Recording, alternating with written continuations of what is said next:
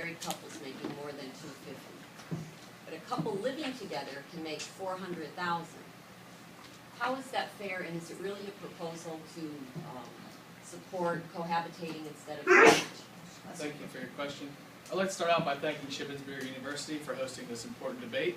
I'd also like to thank Allison for moderating, and I would like to thank the panel for taking time out of their busy schedules to attend this important event.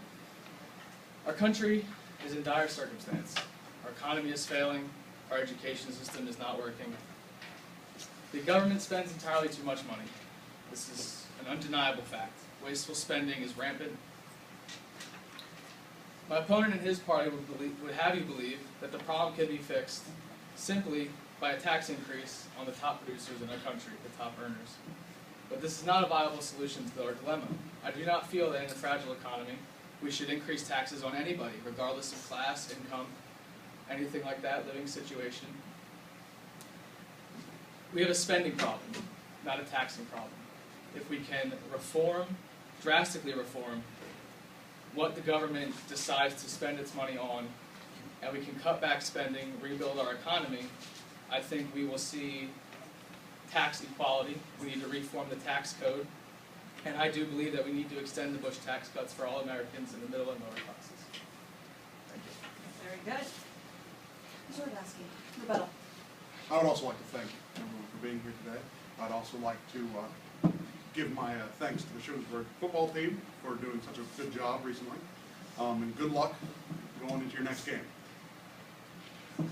I would like to actually answer your question in that the problem with taxing cohabitating couples is that in their very nature, they are transitory. It's very difficult for a organization to get a fix on something that could be ended literally by somebody walking out the door. So that's a problem that you hit whenever you get into a situation where there are not legal binding contracts involved. As it goes to spending cuts, I agree. I believe that we are spending too much. But to only fix the problem in one direction is merely setting us up to fail. We need a balanced approach of both spending cuts and revenue increases before we can get this country moving and back in the black. Time is up. Thank you very much. Good. The next question will come from Dr. Lichman, and it will go to Mr. Radowski. Yes. Good morning. Reginald Tucker McElroy, BBC News World Service. I'd like to ask you a question about the United States Supreme Court. Recently, the court has developed something of a tendency to cite international legal materials in its decisions. Within the last 10, 15 years, for example, on cases on topics such as the death penalty and the rights of homosexuals, the Supreme Court has cited judicial decisions from Canada, from Great Britain, and from other Western democracies, as if to say, well, this is how other nations are dealing with these questions. Perhaps we should adopt a similar approach. Now, this tendency is a source of some controversy within the court itself. Justices Anthony Kennedy and Stephen Breyer believe that it is perfectly acceptable for the Supreme Court to use international legal material in its work. By contrast, Justice Antonin Scalia believes it is wildly inappropriate. And so, Governor, I put it to you. Is it appropriate for the Supreme Court of the United States to be relying on other nations' legal material when it produces its opinions? I would say that when it comes down to it, we must accept that we do live in an international world. Everything that any country does affects every other country. Now, do I believe that we should be relying on other nations' precedent? I do not believe that. But I do believe that our courts, especially the highest of courts, can be intelligent enough to decide when a precedent has been set down that could work here, that could be beneficial.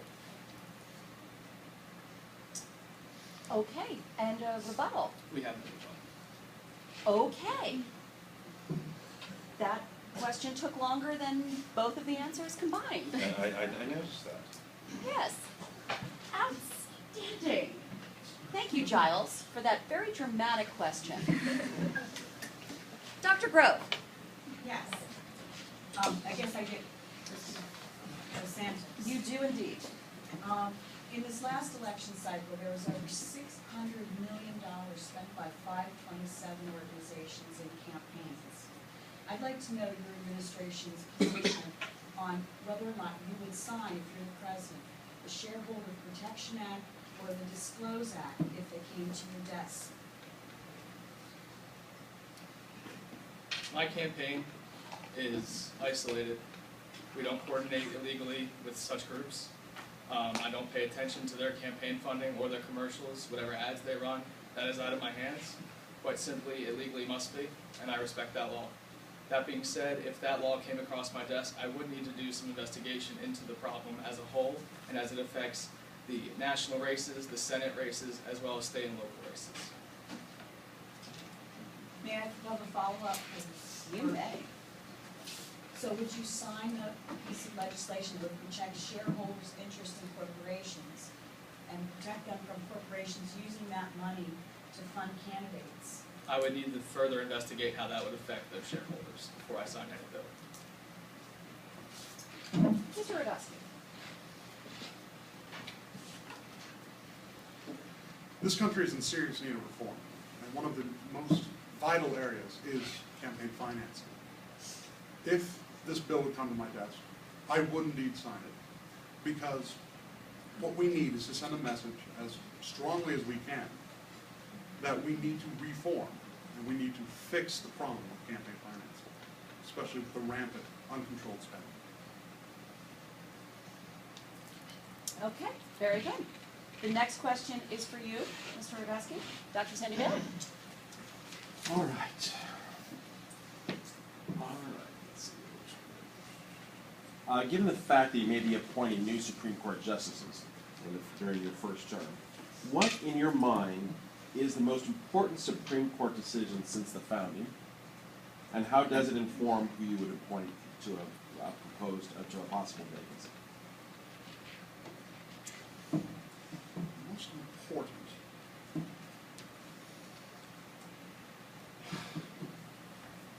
I would probably say the most important Supreme Court decision that still affects us every day, and one that is still discussed and argued about, would be Roe v. Wade.